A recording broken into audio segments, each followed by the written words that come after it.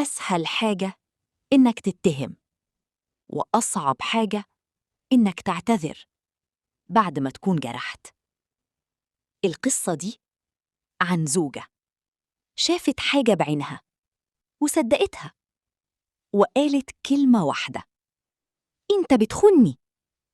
لكن الحقيقة كانت أبعد بكتير من الخيانة. حكايات من البيوت. اشتركوا الآن في قناتنا لتستمتع بأجمل القصص.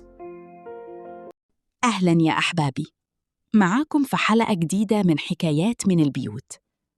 القصة دي بعتتها زوجة وقالت: أنا ظلمت جوزي وندمت. غيرنا الأسامي وخلونا نسمي بطلتنا ريم. ريم متجوزة من 4 سنين، وجوزها كريم راجل محترم وبيحبها جداً. حياتهم كانت هادية لحد ما بدأ يحصل حاجة غريبة. كريم بقى بيرجع متأخر، موبايله بقى دايماً سايلنت، وفي رقم بيتصل بيه كتير باسم سارة. ريم قلبها بدأ يوسوس، مين سارة؟ ليه بيكلمها كتير؟ سألت كريم: مين دي؟ كريم قال بهدوء: شغل يا ريم. بس ريم ما اقتنعتش. الشك بدأ يكبر. ريم بقت تراقبه، تفتش في موبايله، تستناه يصحى.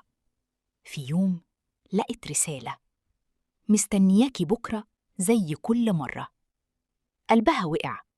زي كل مرة استنت كريم يرجع وواجهته: انت بتخوني؟ كريم اتصدم. ايه الكلام ده؟ ريم صرخت: الرسالة دي ايه؟ وسارة دي مين؟ كريم سكت وقال: صدقيني الموضوع مش زي ما انتي فاهمة. بس ريم ما سمعتش. قالت: أنا مش عايزة أعيش مع خاين، وطلبت الطلاق. كريم وافق من غير ما يدافع ومن غير ما يشرح. ريم استغربت، بس قالت: أكيد عشان هو غلطان. بعد أسبوع ريم كانت بتجمع حاجتها، لقت ملف في درج كريم. فتحته، لقت تقارير طبية باسمها هي، ومعاها إيصالات دفع لمستشفى كبير، ومواعيد جلسات مع دكتور متخصص. ريم اتلخبطت. إيه ده؟ راحت تسأل واحدة صاحبتها دكتورة، قالت لها: دي تحاليل لعلاج تأخر الحمل. ريم اتصدمت. بس أنا ما رحتش لدكتور. صاحبتها قالت: واضح إن جوزك هو اللي كان بيتابع بدالك. ريم جريت على المكان اللي كان كريم بيروحه، نفس المكان اللي فيه سارة. دخلت وسألت عن كريم. الممرضة قالت: هو كان بيجي هنا كل أسبوع مع دكتورة سارة. ريم: دكتورة؟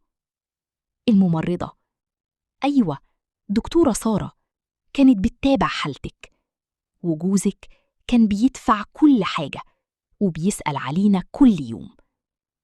ريم الدنيا لفت بيها. كريم ما كانش بيخونها، كان بيحاول يعالجها من غير ما يجرحها، من غير ما يقول لها إنها السبب. ريم انهارت وافتكرت كل كلمة قالتها: انت خاين، وهي كانت غلطانة. ريم راحت لكريم، لقيته قاعد لوحده. قالت وهي بتعيط: سامحني، أنا ظلمتك. كريم بصلها وقال: أنا ما زعلتش من الاتهام، زعلت إنك ما وثقتيش فيا. الكلمة دي كسرتها أكتر من أي حاجة. يا جماعة، الثقة مش كلمة، الثقة فعل. وربنا قال: إن بعض الظن إثم.